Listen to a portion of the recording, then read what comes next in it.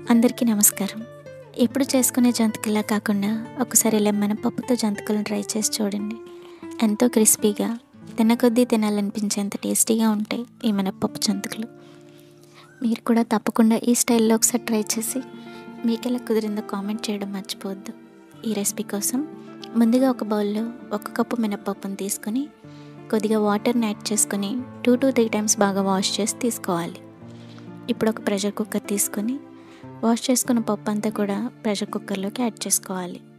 1 cup మినపప్పుకి 2 కప్పుల వాటర్ని add చేసుకొని మూత పెట్టి హై ఫ్లేమ్ మీద 3 విజిల్స్ వరకు రానివ్వాలి. 3 విజిల్స్కి మినపప్పు అంతా కూడా చక్కగా ఇలా ఉడికిపోతుంది.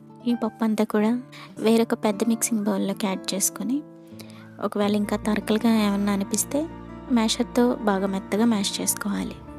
ఇలా మ్యాష్ చేసుకున్న తర్వాత 1 కప్పు మినపప్పుకి 3.5 కప్పుల బియ్యం పిండిని యాడ్ చేసుకోవాలి.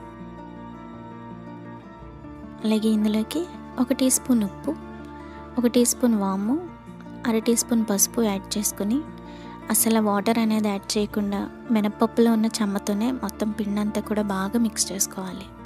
అవసరమైతే 1 టేబుల్ స్పూన్ వాటర్ వేయండి, సరిపోతుంది. నేనైతే అసలు వాటర్ యాడ్ చేయకుండానే మిక్స్ చేశాను.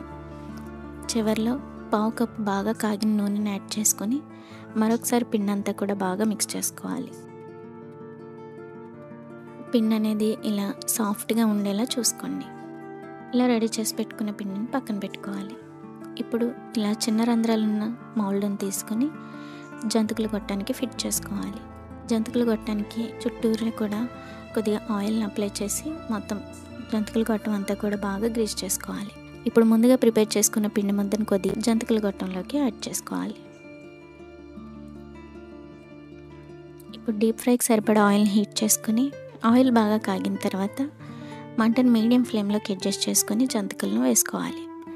జంతికలు వేసేటప్పుడు చేతులు కాలకుండా, మన చేతులకి ఆవిరి తగలకుండా ఈజీగా వేసుకోవాలంటే బెస్ట్ టిప్ ఏంటంటే, మనం వేసేటప్పుడు ఆవిరి మన చేతులకి ఎక్కడైతే తాకుతుందో అక్కడ కొద్దిగా మనం లైట్గా కొద్దిగా ఊదుతూ ఉంటే ఆవిరి అనేది మన చేతులకి తాకకుండా పక్కకు వెళ్ళిపోతుంది అనమాట. ఇప్పుడు మన చేతులను కాలకుండా చాలా ఈజీగా వేసుకోవచ్చు.